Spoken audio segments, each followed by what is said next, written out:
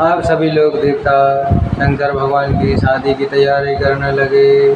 सब देवताओं ने अब भांति भांति के वाहन विमान सजाने लगे। कल्याणप्रद मंगल सपन होने लगे। शिवई शंभु गण करहि श्रृंगारा, जटा मुकुट यही मोर संवारा। कुंडल कंकन पहरे ब्याला, तन विभूत पटके हरि छाला। शशि ललाट सुंदर शिव गंगा, नैन तीन उपवीत भुजंगा। गरल कंठ नर सिर माला, शशवेश शिव धाम कृपाला। करत सोल हर डमरु बिराजा, चले बसैं चढ़वा जय बाजा। देख शिवै सुरतिय मुस्काई, बरलायक दुल्हन जगनाई। विष्णु बेज आदि सुर प्राता, चढ़ वाहन चले बराता। सुर समाज सब भांति अनूपा, नहीं बरात दुल्हा मन रूपा। विष्णु कहा हस बिहसे, तब बोली सकल दिस राज। बिलग बिलग हुई चलहु सब, निज निज सहित समाज। सब देवता लोग महादेव भगवान की, शंकर भगवान की शादी की तैयारियां करने लगे। सभी लोग अपने भगवान सजाने लगे, अपने अपने रथ साज सजाने लगे। लेकिन भगवान शंकर को जैसे ही पता चला कि हमारे कोई ना तैयारी सजाने वाले हैं ना कोई, उन्होंने तो शंकर जी के गणों ने शंकर भगवान को सजाया। शिव जी के गण शिव जी का श्रृंगार करने लगे, जटाओं का मुकुट बनाया, सांपों की माला को सजाया। सांपों शिव जी ने सांपों को कुंडल कंकन पहने, शरीर पर विभूति रमाई, राख लगाई, वस्त्र नए लगा पहने और बाघंबर वस्त्र की जगह लपेट दिया। शिव जी के सुंदर मस्तक पर चंद्रमा, सिर पर गंगा जी, 3 नेत्र नयन, सांपों का जनेऊ गले में विष और छाती पर नरमुंडों की माला लगा दी। इस प्रकार उनका वेश अशुभ होने पर कल्याण के धाम शिव जी कृपालु हैं। एक हाथ में त्रिशूल, दूसरे हाथ में डमरू पकड़ा दिया। शिव जी बैल पर चढ़कर आगे बाजे बजने लगे और शिव जी को देखकर देवांगनाएं मुस्कुरा रही हैं और कहते हैं कि इस भर के योग्य दुल्हन संसार में नहीं है। विष्णु और ब्रह्मा आदि देवताओं को समूह अपने अपने वाहनों से चढ़ कर सभी लोग बारात में चलने लगे। विष्णु भगवान बोले कि यह कि शंकर जी से बोले कि दूसरे नगर में जाकर हम लोग की हंसी कराओगे क्या। तब विष्णु जी ने कहा सभी देवताओं से कि सभी लोग अपना अपना समाज अलग अलग कर लो। तो देवताओं का समाज आगे हो गया, बचे भगवान शंकर, उनका समाज पीछे था। शंकर भगवान ने कहा नंदी गणों से कि जाओ अपने और पुराने भूत प्रेतों को बुलाओ। बहुत से दूर दूर से भूत प्रेत आए। शंकर जी की बारात राजा हिमांचल की नगरी में जाने के लिए तैयार होने लगी, चलने लगी। हे भाई, हम लोगों की बारातें पर के युक्त नहीं है। विष्णु जी कहने लगे जब पराय नगर जाकर काशी कराओगे। तब सब लोगों ने अपनी अपनी बारातें अलग बना ली। महादेव जी मन ही मन मुस्कुराने लगे। विष्णु भगवान के व्यंग वचन सुनकर बड़े आनंदित हो रहे हैं।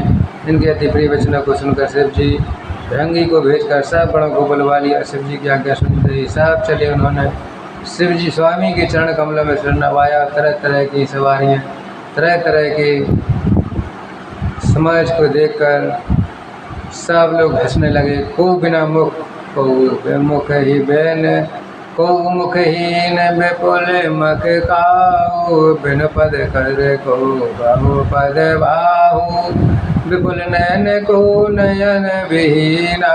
हृष्ट पुष्ट को अति तन खीना। कोई बिना मुख का, किसी के बहुत से मुख हैं, किसी का हाथ पैर नहीं है, किसी के मुख है तो हाथ पैर नहीं है, किसी की बहुत सी आँखें हैं, किसी को एक भी आँख नहीं है।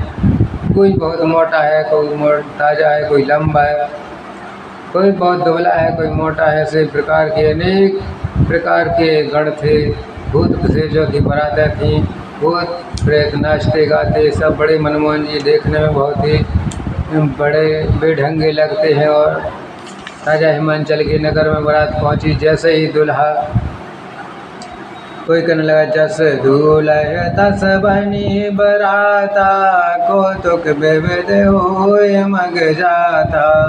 यहाँ हिमाचल रचो बिताना, अति विचित्र नहीं जाय बखाना। सल सकल जह लय जग माही, लग विशाल नहीं बरन सराही। जैसा दूल्हा वैसे ही बारात बन गई। मार्ग में चलते चलते भांति भांति के कौतुक हो जाते। इधर हिमांचल ने ऐसा विचित्र मंडप बनाया कि इसका वर्णन नहीं हो सकता, क्योंकि यहाँ पार्वती जी के यहाँ जितने छोटे बड़े पर्वत थे, उनका वर्णन कोई पार नहीं पा सकता। सब ने अपने अपने इच्छानुसार रूप धारण कर ली और सुंदर शरीर धारण करके सुंदर स्त्रियाँ भी समय के बीच में हिमांचल के घर गए। सभी इसने शायद मंगल गीत गाते हैं। और हिमांचल ने पहले से ही बहुत सी घर सजवा रखे थे। बारात नगर में पहुंच गई, सभी लोग देखने लगे और कहने जाते हैं जिस नगर में सब जगदम्बा अवतार लिया हो, उस नगर की वर्णन कोई कर नहीं सकता। जहाँ तहाँ बुद्धि सिद्धि रिद्धि सब संपत्ति सुख आने लगे। बारात को नगर के निकट आने सुनकर नगर में चहल पहल मच गई, जिसे उनकी शोभा बढ़ चढ़ कर ही अगवानी करने वाले लोग बनाव श्रृंगार करके नाना प्रकार की सवारियों को सजा कर आदर सहित बाराती लेने चले। देवताओं के समाज को देखकर मन में हर्ष उत्पन्न हुआ और विष्णु भगवान के देखकर लोग बहुत ही सुखी हुए। परंतु जब शिव जी के दल को देखने लगे तो कुछ लोगों को ऐसा डर लगा कि अपने अपने घर में भागे, देखकर डर कर भागने लगे। कुछ बड़ी उम्र के समझदार लोग थे, वहीं डटे रहे। उन्होंने कहा कि बच्चों से कि तुम लोग भागो नहीं, जरा धैर्य का साहस लो, कुछ देर तक रुको। जब माताएं पूछने लगीं, भागते हुए बच्चे घबरा गए। माता ने पूछा तो बोली कि दरवाजे बंद कर लो, हम लोगों से देखा नहीं जाता। क्या कहें, कोई बात कही नहीं जा सकती। ये बारात है या यमराज की सेना है, क्या कोई दूल्हा पागल है, बैल पर सवार है, सांप कपाल और राख ही उसके गहने हैं, और दूल्हे के शरीर पर राख लगी है, सांप और कपाल के गहने, नंगा जटाधारी है, भयंकर हैं, उनके साथ बड़े मुख वाले भूत पिशाच योगिनियाँ राक्षस बड़े बड़े लगे हैं। और जिनकी बारात को देखकर जो कोई देखेगा वो तो शायद ही मर जाएगा, जिंदा बचेगा इसका कोई पता नहीं। या पार्वती जी का पाय देखेगा। लड़कों ने घर घर सुनी यही बात कही। अबले महेश्वर शिव जी का समाज समझकर लड़कों के माता पिता मुस्कुराते और बहुत तरह से लड़कों को समझाया कि निडर हो जाओ, डरने की कोई बात नहीं। हम लोग बाराती को लेवा आए हैं। तब उन्होंने सबका सुंदर जनवासी से ठहरने के लिए दिए। मैंने पार्वती जी की सब आरती उतारी। इनके साथ की स्त्रियां उत्तम मंगल गीत गाने लगीं। सुंदर हाथों में सोने के था शोभित। इस प्रकार मैंने हर्ष के साथ शिव जी का दर्शन करने गई। और तब महादेव जी ने भयानक वेश में देखा तो स्त्रियां मन में बड़ा भारी उत्पन्न हो गया। बहुत ही डर के मारे भाग कर वे घर में घुस गईं। शिव जी जहाँ जन्माशा था वहाँ चले गए। मैना के हृदय में बड़ा दुख हुआ। उन्होंने पार्वती जी को अपने पास बुला लिया, क्योंकि डर गई अत्यंत। स्नेह को गोदे में उठाकर वे नील कमल के समान नेत्रों को जल भर कर कहा कि जिस विधाता ने तुमको ऐसा सुंदर रूप दिया है, उसने मूर्ख ने तुम्हारे दूल्हे को कैसा मामला बनाया है।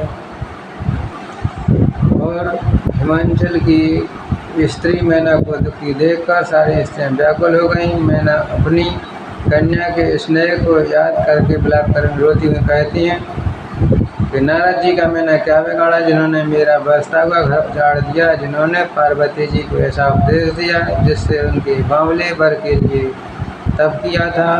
सचमुच उनके न योग किसी का मुँह है, न माया है, न उनका धन है, न घर है, न स्त्री है। नारद जी ऐसे ही बाबा जी से घूम रहे हैं, इसी से उनके दूसरे का घर उजाड़ने वाले हैं। उन्हें न किसी के घर की लाज है, न डर है। उससे तो भली बांझ अच्छी गति स्त्री की पीड़ा क्या जानेंगे। माता को विकल देखकर पार्वती जी विवेक कोमल वाणी से बोली, हे माता, जो विधाता रच देता है वह टलता नहीं है, ऐसा विचार कर मन में तुम सोच मत करो। जो मेरे भाग में बावलापति लिखा है मैं किसी को दोष नहीं लगाया जाए। हे माता, क्या विधाता के अंक से तुमसे मिट सकते हैं, अतः कलंक का टीका मत लो अपने ऊपर। हे माता, कलंक मत लो, रोना छोड़ो, यह सर्वसात करने का नहीं है, मेरे सुख दुख में रहने का है। इस समाचार को सुनते ही हिमांचल उसी समय नारद जी और सप्तऋषि आ गए और उन अपने घर गए। जब नारद जी ने पूर्व जन्म की कथा सुनाई तब उन्होंने कहा कि हे मैना, तुम मेरी सच्ची बात सुनो, तुम्हारी ये लड़की साक्षात जगतजननी भवानी है। हे जन्मा जानती अविनाशी शक्ति है, सदा शिव जी के अर्धांग में रहती है। ये भवानी जगदम्बा उत्पत्ति पालन संहार करने वाली है। मैं अपनी इच्छा से लीला शरीर धारण करती है और पहले जन्म में दक्ष घर में जन्मी थी। इसका नाम सती था। बहुत सुंदर शरीर पाया था। वह भी सती शंकर से ब्याही गई थी। यह कथा सारे संसार में प्रसिद्ध है। एक बार इन्होंने शिव जी के साथ आते हुए रघुकुल रूपी कमल के रूप श्री रामचंद्र जी को देखा और उन्हें मोह हो गया। उन्होंने शिव जी का कहना न मानकर ब्रह्म सीता जी का वेश धारण कर लिया था। सती जी ने सीता जी का वेश बनाया धारण किया। उसी अपराध के कारण शंकर जी ने इनको त्याग दिया था। फिर शिव जी के वियोग में ये पिता के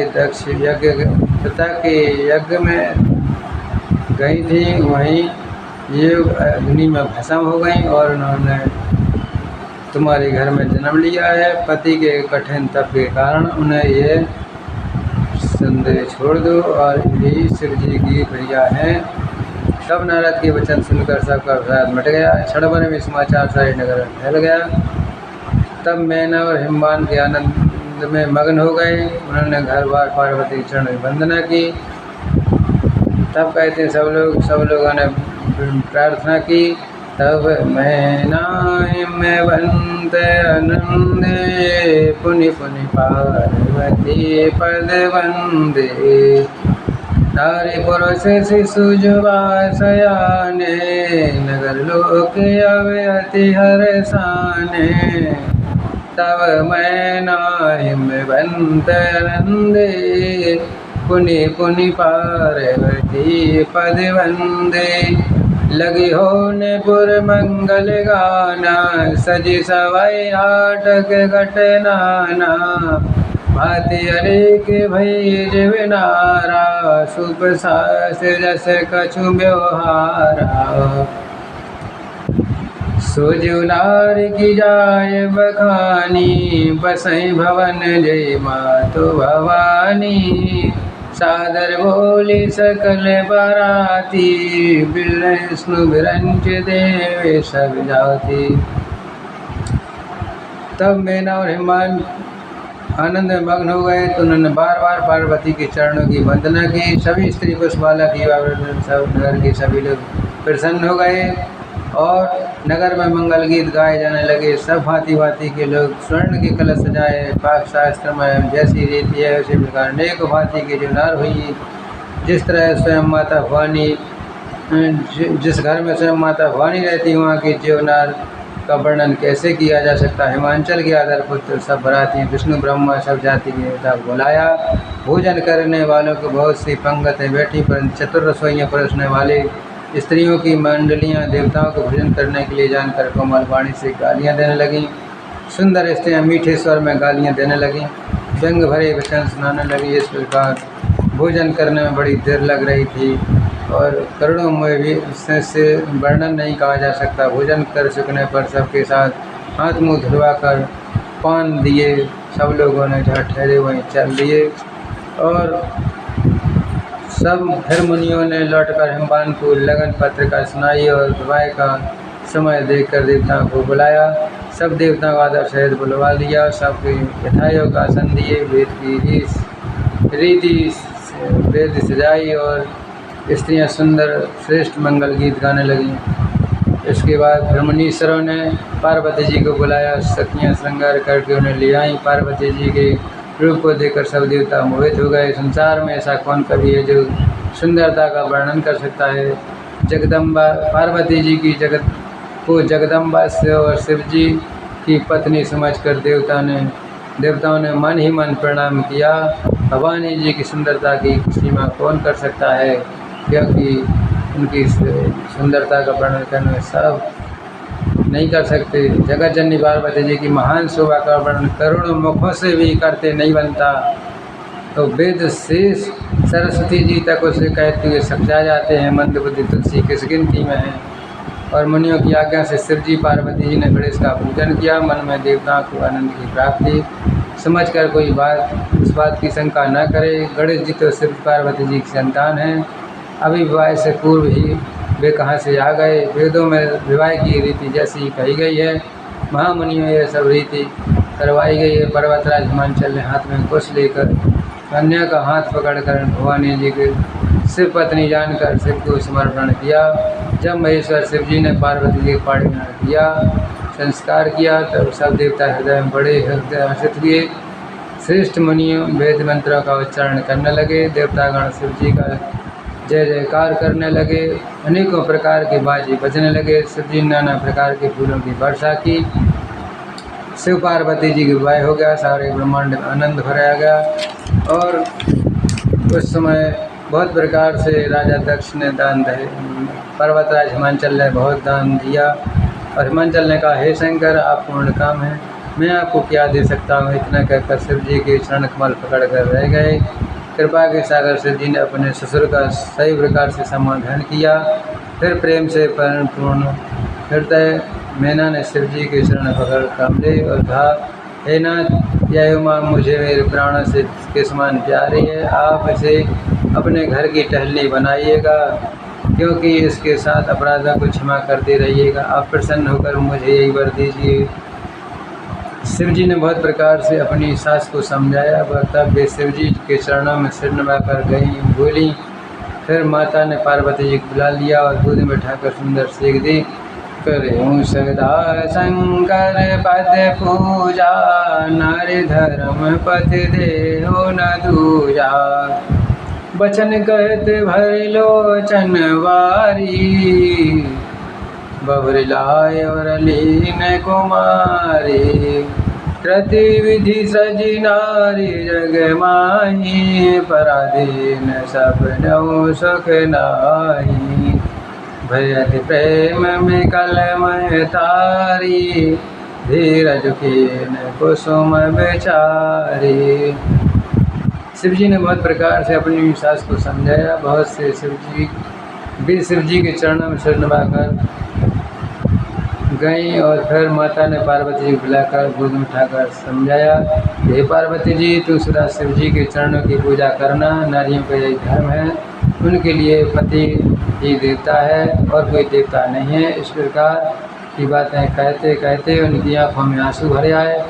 आगे और उन्होंने कन्या की छाती से लिपटा लिया। फिर बोलने के विधाता ने जगत में स्त्री जाति को क्यों पैदा किया है कि पराधीन सपने में भी सुख नहीं मिलता है। यूँ कहती हुई माता प्रेम से अत्यंत विकल हो गई। और परंतु कुसुमय जानकर दुख करने का अवसर न जाकर उन्होंने धीरे से कहा कि मैंने बार बार कहती हैं कि पार्वती जी के चरण कमल को पकड़ कर गिर पड़ती। बड़े ही प्रेम से कुछ वर्णन नहीं किया। हमारी सब स्त्रियों में श्रेष्ठ मिलकर भेंट कर अपनी माता के हृदय में कुछ जा लिपटी। कहती पार्वती जी से माता जी ने फिर मिलकर चली। सब किसी ने उनके योग आशीर्वाद दिए। पार्वती जी फिर कर माता की ओर देखती जाती थी। तब स्त्रियों उन्हें तब फिर उसके बाद माता पार्वती जी की विदा होने लगी और चले हिम संग हिमवंत तब पहुँचा वन विविध भांति पर तोष करे विदा कीन वृष के। अब हिमवान अपने अत्यंत प्रेम से शिव जी को पहुँचाने के लिए साथ चले। प्रकृति शिव जी ने बहुत तरह से उन्हें संतुष्ट कर विदा किया। पर्वतराज हिमांचल तुरंत घर आए और उन्होंने सब पर्वतों सरोवरों को बुलाया। हिमवान जी ने आदर दान विनय बहुत सम्मानपूर्वक सबकी विदाई की और शिव जी कैलाश पर्वत पर पहुँचे। जब शंभु कहलाए सही आए, सुर सब निज निज लोक सिधाए। जगत माति पितु शंभु भवानी, ते सिंगार न कहो बखानी। जब शिव जी कैलाश पर्वत पर पहुँचे तब सब देवता अपने अपने लोगों को चले गए। और श्री तुलसीदास जी कहते हैं पार्वती जी शिव जी की जगत के माता पिता हैं, इसलिए मैं आपके विवाह का वर्णन नहीं कर सकता। शिव जी पार्वती जी विविध प्रकार की भोग विलास करते हुए कभी गणों सहित कैलाश पर रहने लगे और नित्य नए विहार करने लगे। अनंत से समय बीतने लगा, यहाँ तक से विवाह संपन्न हुआ। अब अगली कथा फिर शुरू।